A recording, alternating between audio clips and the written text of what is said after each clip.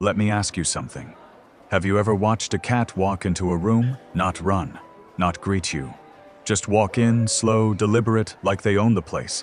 They glance at you for half a second, then look away. No tail wag, no excitement, just indifference, and somehow you're okay with it. Now imagine a dog doing the same thing. You'd worry. You'd wonder if something was wrong, because dogs are supposed to care. They're supposed to need you. But cats have always been different, and the way we talk about them says everything. People say cats are selfish, cold, manipulative. They play with mice before killing them, not out of hunger, but for sport. They rub against your leg one moment, then walk away the moment you reach down to pet them. They don't come when you call. They don't perform for your approval. They take what they want, and they give nothing back. And yet, millions of people love them, invite them into their homes, sleep beside them, talk to them like they understand. So here is the question that never gets asked. Why?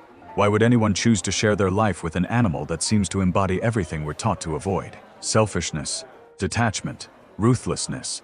The easy answer is that cat people are just different, quieter, more introverted.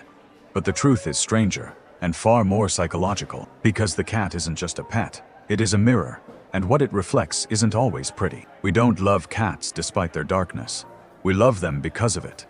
Let's be honest about what cats actually do. They kill things, not for food, not for survival, but because something moved and they wanted to stop it.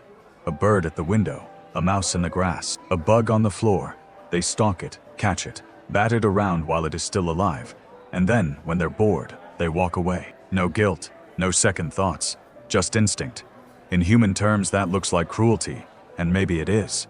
But it is also something else, pure, unfiltered authenticity. Cats don't perform morality. They don't care what you think of them. They don't try to be good, they just are. And in a world where humans spend their entire lives trying to be acceptable, trying to be liked, trying to be good people, watching a cat is like watching someone break every rule you were taught to follow. Think about what we learn as children. Be kind, share, wait your turn, don't take what isn't yours, say sorry, even when you don't mean it, smile, even when you're tired, perform. We learn to suppress the parts of ourselves that don't fit, the anger, the selfishness, the desire to just take what we want and walk away. Society calls that maturity. Psychologists call it socialization. But whatever you call it, it is exhausting, because those parts don't disappear. They just go underground, and then you get a cat. A creature that does everything you're not allowed to do. It takes your spot on the couch and refuses to move. It wakes you up at 4 a.m. because it wants food. It stares at you while you cry and doesn't comfort you. It walks away mid-petting, leaving your hand hanging in the air, and a part of you, a quiet part, respects it. Cats don't ask for permission. They take what they want, and a part of us secretly envies that. There is a name for this dynamic. It comes from a psychologist named Carl Jung. He called it the shadow. The shadow is everything we refuse to see in ourselves, the traits we were taught to hide, the anger we swallow, the selfishness we deny, the cold, calculating part of us that wonders what would happen if we just stopped caring what anyone thought. Most of us spend our whole lives trying to keep that part locked away. We pretend it isn't there. We call it not who I really am. But Jung said something uncomfortable. He said the shadow doesn't go away. It just finds other ways to live. Sometimes it comes out in dreams, sometimes in outbursts we regret, and sometimes we project it onto something else, something that can hold it for us, something that can live it out so we don't have to.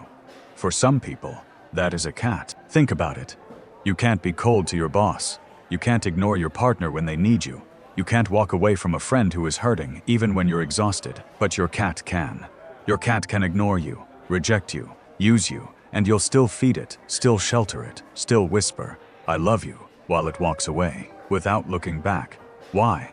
Because on some level, you need it to. Your cat isn't your friend. It is your shadow with fur. You keep it close because it carries the weight of everything you're not allowed to be. Every time it walks away from you, it is living out the autonomy you sacrificed to be polite. Every time it takes what it wants without asking, it is living out the selfishness you buried to be liked. Every time it kills without guilt, it is living out the ruthlessness you suppressed to be good. You're not keeping a pet, you're keeping a part of yourself. And the strange thing is, you don't actually want the cat to change. You don't want it to become more like a dog. You don't want it to need you, to beg for you, to perform love on command. Because if it did, it wouldn't be carrying your shadow anymore. It would just be another creature trying to be good. and you already have to be that every single day. This brings us to something most people don't understand about cat owners. If you've ever lived with a cat, you know the routine. You reach out to pet it, and it dodges. You call its name, and it stares at you like you're invisible. You buy it an expensive bed, and it sleeps in the cardboard box. You spend hours preparing the perfect meal, and it walks away after 2 bites. And here is the strange part. You're not actually hurt by any of this. Think about that for a moment. If a person treated you this way, you'd be devastated. You'd question yourself. You'd wonder what you did wrong. But when a cat does it, you just shrug. You might even laugh, because somewhere inside you understand something important. The cat isn't rejecting you. It is just being itself. And somehow that is enough. Psychologically, this is fascinating. Because what is really happening here is that you're learning to tolerate something you usually can't tolerate. Not being needed, not being chosen, not being enough. Most of us spend our lives chasing approval. We want to be liked, wanted, valued. We perform. We adjust. We shrink ourselves to fit into other people's expectations. And when someone rejects us, it hurts because it confirms our deepest fear that maybe we aren't enough. But a cat doesn't trigger that fear. When a cat walks away, you don't think, "What is wrong with me?" You think, "That is just what cats do." You don't take it personally. You don't internalize it. You let it go. And in that small moment, something shifts. A dog loves you the way you want to be loved. A cat loves you the way you're afraid to love yourself. Think about that. Dogs love unconditionally. They're always happy to see you. They forgive everything. They need you. And that feels good because it matches the story we want to believe. That we are lovable. That we matter. That we are enough. But cats love differently. They love on their terms. They come to you when they're ready, not when you call. They accept affection, but they don't beg for it. They don't need you to feel whole. And watching that, living with that, can actually teach you something quiet and powerful. It teaches you that love doesn't have to look like need. That connection doesn't have to feel like clinging. That you can share your life with someone who doesn't depend on you, and it can still be real. For people who grew up feeling invisible, this is strangely healing, because the cat doesn't ignore you out of cruelty. It ignores you out of autonomy, and somehow that is easier to bear. The cat's indifference isn't personal. It is just truth. And over time, living with that truth changes you. You stop needing everyone to need you. You stop measuring your worth by how much attention you get. You start making peace with the fact that some people, like cats, will come and go. And that doesn't mean you failed. The cat, in its quiet, selfish way, is teaching you to let go. So where does this leave us? We started with a simple observation. Cats are selfish. They're territorial. They play with their prey. They don't perform love. And yet, we invite them into our homes, our beds, our hearts. We love them not in spite of these things, but because of them. Because on some level, we know the cat is carrying something for us. It is living out the part of ourselves we buried long ago. The part that doesn't ask permission. The part that takes what it wants. The part that walks away without guilt. The part that simply is, without apology. Jung would say the cat is our shadow made visible. A furry, four-legged container for everything we're afraid to be. But here is the beautiful part.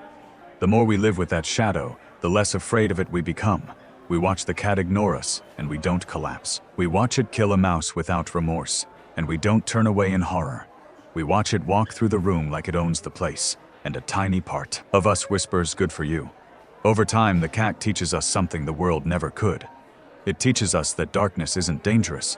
It is just another part of the whole. That selfishness, when it is honest, isn't evil. That detachment, when it is authentic, isn't cruelty. That being whole means accepting every part of who you are, even the parts you were told to hide. Your cat isn't teaching you how to be alone. It is teaching you how to be whole.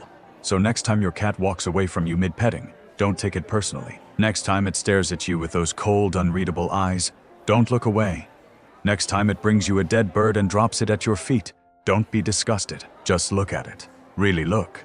Because that creature, in all its selfish, ruthless, unapologetic glory, is living proof of something you may have forgotten. That you don't have to perform to be loved.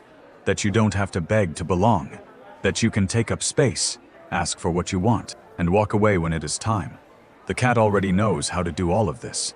It has been teaching you all along. The question is, are you ready to learn?